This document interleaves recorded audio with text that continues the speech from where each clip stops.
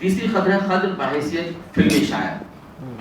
فلمی شاعر کی حیثیت سے ساحر نے دو بڑی قدروں کا نہ صرف لحاظ رکھا، پاسداری کی، بلکہ ان کی تعمیل میں اپنی تمام تر توانائیوں کے ساتھ نبرد آزما بھی رہے. پہلی تو یہ کہ فلمی شاعروں میں اردو زبان کسی ایک جگہ بھی اپنے مزاج، مرتبے، معیار اور صحت سے صرف نظر نہ ہو.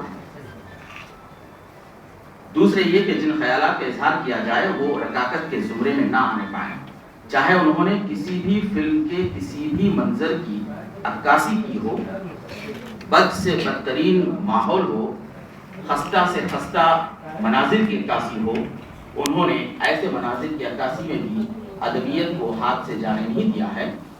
ورنہ اس لحاظ میں ایسے شواہد بھی ہمارے سامنے ہیں کہ اردو کے بعض عظیم المرتبت شاعروں نے ایسے ہی مناظر کی عکاسی میں اردو زبان کے معیار و اقدار کو پرے رکھ کر بس مناظر کی لذت کے تقاضوں میں ڈوب کر اپنا ہدف مکمل کر دیا. میں یہاں صرف ایک مثال سرسری طور پر گزار رہا ہوں. ایک صاحب نے جتنی فلموں میں جس طرح کے بھی منظر کی عکاسی کی ہے، چاہے وہ کتنا ہی برا ہو، لیکن اس میں ادبیت تھی. وہی ایک جوش کا گیت یہاں مشہور ہے. میں صرف اس کا حوالہ دے رہا ہوں، مثال میرے پاس ہے مگر پڑھ نہیں رہا ہوں. فلم انڈسٹری 99% صرف اور صرف سیٹوں اور سرمایہ کاروں کی ایسی ریس ہے جہاں جیتنے والے گھوڑوں کا بہتر سے بہتر اندازہ کرنے والے اپنا سرمایہ صرف انہی پر لگاتے ہیں جن سے ان کا مال دونا ہوتا ہے.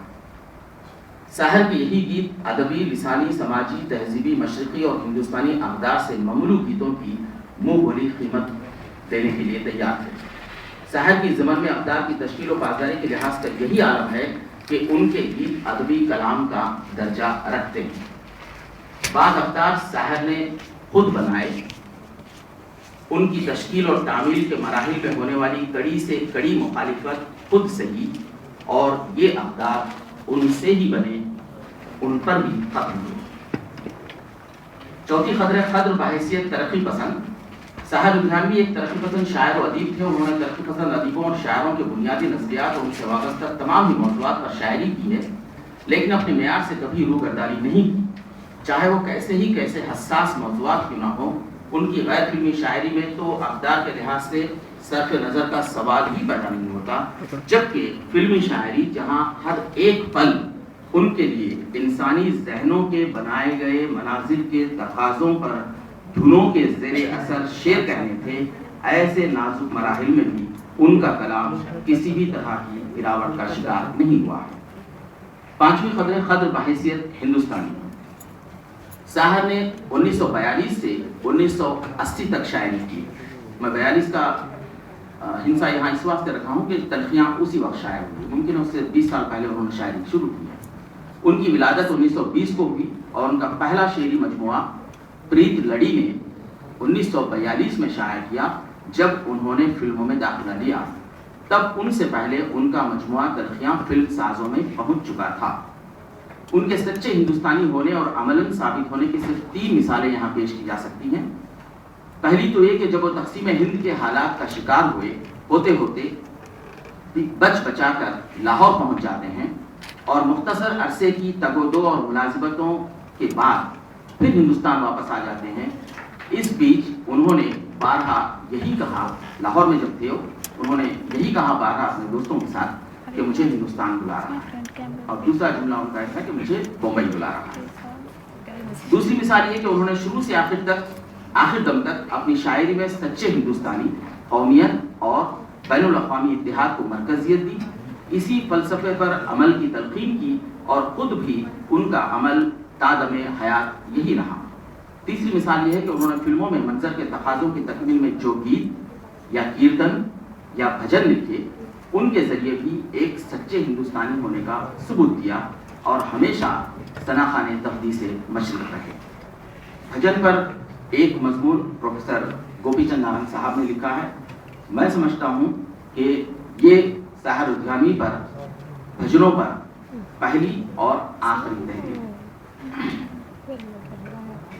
جیسے اب تک کی، جیسے ایشور اللہ تیرو نام یا پھر تو ہندو بنے گا نہ مسلمان بنے گا. چھٹی خطر ہے خضر بحیثیت نباز زماں. شاعر اپنے وقت کا نباز ہوتا ہے. وقت کی قیود سے آزاد وہ شاعر ہوتے ہیں جن کا ویژن ماورائے زمان و مکان ہوتا ہے اور جو نابغۂ عصر کہلاتے ہیں, جن کا کلام آنے والے وقتوں میں نسلوں کے تصرف میں ہوتا ہے. ساحر ایسے ہی ایک نباز زماں شاعر تھے جن کی فکر ماورائے وقت رہی. یہی وجہ ہے کہ چاہے وہ کسی موضوع پر لکھے ہوں, چاہے انہوں نے کسی موضوع پر لکھا ہو, آج تقریباً 70 سال گزرنے کے بعد بھی ان کی شاعری اتنی ہی پڑھی جاتی ہے, اتنی ہی سمجھی جاتی ہے. یہاں میں چند ان کی غزلوں کے یا نظموں کے مصرے دے رہا ہوں تاکہ تمام لوگوں کو معلوم ہے کہ وہ مصرے کے ساتھ ہی وہ پوری غزل یا پوری نظم سامنے آئے گی. میں ہر ایک پل کا شاعر ہوں. جہان کوہنا کے مفلوج فلسفہ دانوں نظام نو کے تقاضے سوال کرتے ہیں. ساتویں قدر بحیثیت مداح نساء.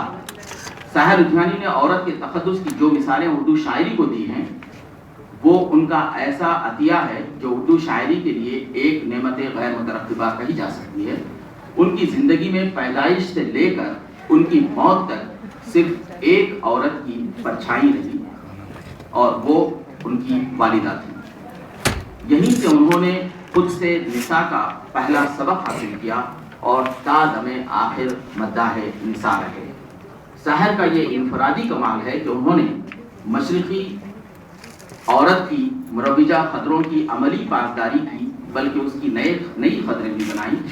اردو کے شعری ادب اور ہندوستان کے لیے عورت کی یہ خطریں ایسی رہیں کہ آج بھی جب عورت کا ذکر ہوتا ہے تو یہ خطریں فراموش نہیں ہوتی. اور یہ بھی ایک حسن اتفاق ہے کہ عالمی یوم خواتین ہم ساحر کے یوم پیدائش پر ہی مناتے ہیں. ساحر نے چاہے عورت کے کسی روپ پر لکھا ہو, قلم توڑ کر لکھا ہے, چاہے وہ ماں ہو, بہن ہو, بیٹی ہو, محبوب ہو, صنف پرستش ہو یا کہ جن سے بازار. مثالیں 3-4 میں یہاں دے رہا ہوں مصروں کی شکل میں. میں تیری ماں ہوں, میرا قرض چکانا ہوگا, میری بربادی کے ضامن اگر آباد رہے, میں تجھے دودھ نہ بخشوں گی تجھے یاد رہے. بابل کی دعائیں لیتی جا, جا تجھ کو سکھی سنسار ملے. سیتا بھی جہاں سکھ پا نہ سکی تو اس دھرتی کی ناری ہے. اب تو ایک بھٹکی ہرنی ہے اور مرد کی آنکھ شکاری ہے.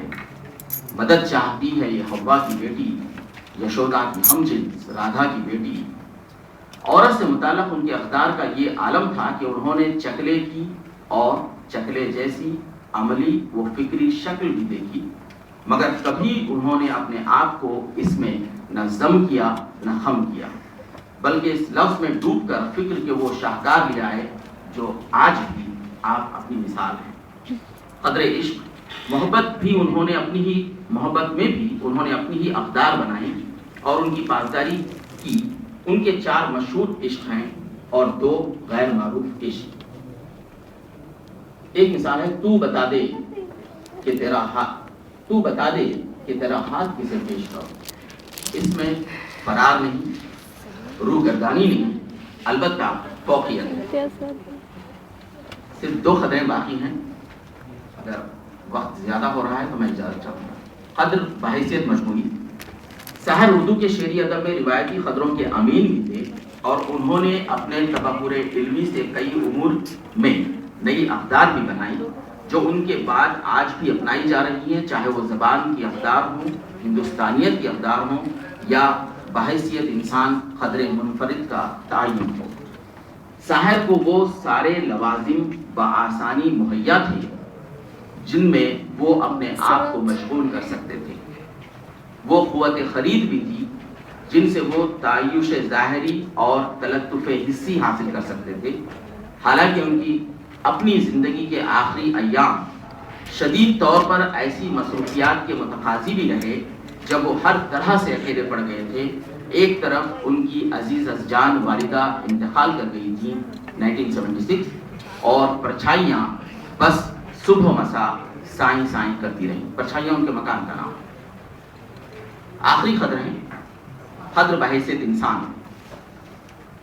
मामूर एहसास में है हश्र सा बर्पा, इंसान की तजलील गवारा नहीं होती। ये कद्र साहिर की तमाम तर अदबी व फिल्मी शायरी में हर जगह, हर मौके पर, हर महाज पर, हर मंजर पर, हर मोड़ पर साहिर के साथ साथ रही।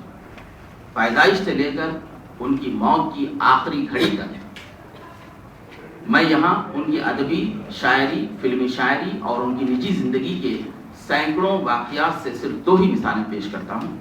पहली ये कि जब वो 11-12 साल के थे, उनके वालिदैन के आपसी झगड़े साहिर को लेकर इस कदर तूल पकड़ चुके थे कि मामला अदालत में बरसों चला और एक वक्त जब वालिद की जानिब से उनकी एकलौती औलाद साहिर को हासिल करने के लिए अदालत ने तवील जिरह के बाद आखिर अब्दुल हई से सवाल किया कि तुम किसके पास रहने चाहते हो। अब्दुल हई से, जो 11 साल का लड़का था, 12 साल का लड़का था, आखिर अदालत ने सवाल किया कि तुम किसके पास रहना चाहते हो। 11-12 साल के इस लड़के ने जो जवाब दिया, मैं अपनी माँ के साथ रहना चाहता हूँ। वालिद अब्दुल हई का ये जवाब अपने पूरे होश व हवास में था। उन्हें पता था कि उनके वालिद जागीरदार थे, शान व शौकत, ऐश व इशरत से और जिंदगी के हर आराम से चूर। एक तरफ उनके वालिद अपने हाथ फैलाए उन्हें अदालत के लिए, उन्हें अपनाने के लिए अदालत के कठघरे में खड़े थे, और दूसरी तरफ जिंदगी के तमाम तर मसाइब, आलाम व आजार की मारी, तमाम तर कशाकश हयात और कशमकश ज़ीस्त के मंबा की शक्ल में अब्दुल हई की माँ बच्चे के जवाब की मुंतज़िर थी। लेकिन अब्दुल हई ने जिस अमर को फौकियत दी, वो उनका वही इंसानी जज्बा था जो उनके अंदर अपनी इब्तिदाई उम्र में था, पनप रहा था, मगर पायदार था। उन्होंने अपनी इसी असासी कद्र के हाथों आइंदा जिंदगी के किसी मोड़ और मुकाम पर वफाहिमत नहीं की, चाहे जिंदगी ने उन्हें कितना ही निचोड़ दिया हो और जिंदगी ने उन पर और उनकी निगहबान माँ पर कितनी ही बिजलियां गिराई हों, और फिर अदालत ने अब्दुल हई के बयान पर उन्हें उनकी वालिदा को सौंप दिया। दूसरा वाक़या और आखिरी वाक़या है इस मजमून का लास्ट पैराग्राफ। दूसरा वाक़या वो है जब दुनिया के मकबूल तरीन, पसंदीदा और शोहरत के उरूज के आखिरी मदारिज पर विराजमान साहब जानी 25 अक्टूबर 1980 की शब अपनी तमाम तर मसरूफियात को तर्क करके अपने डॉक्टर दोस्त डॉक्टर कपूर के आरिज़े क़ल्ब में मुब्तला होने की खबर सुनते हैं और दौड़े दौड़े उनके पास पहुंच जाते हैं। फिर उन्हें जिंदगी की ढारस बंधाते हैं, उन्हें अपने आरिज़े क़ल्ब के एहसास से बाहर निकालने की हत्तल मकदूर कोशिश करते हैं और उनका दिल बहलाने के जतन के तौर पर उन्हें शतरंज में मसरूफ रखने की कोशिश करते हैं।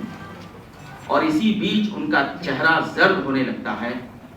डॉक्टर कपूर साहिर की मुतबद्दिल हालत देखते हुए अभी किसी नतीजे पर पहुंचने की कोशिश ही करते हैं कि साहिर का सर एक तरफ ढलक जाता है और बिसात उलट चुकी थी। डॉक्टर कपूर को क्या खबर थी कि उनकी मौत टल गई थी, दस्ते खज़ा ने साहिर को दबोच लिया।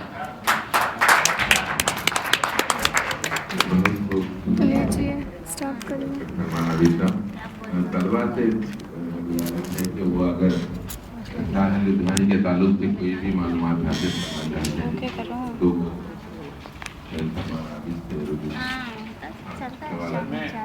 मैं दो बातों की वजाहत चाहता हूँ। सबसे पहले उन्होंने जो अमृता प्रीतम के नावल या उनकी शायरी जो उसका उन्होंने तर्जुमा किया या जो भी उनके लिए उन्होंने काम किया, क्या उसमें मद्देनजर उनकी अदबियत थी या अमृता प्रीतम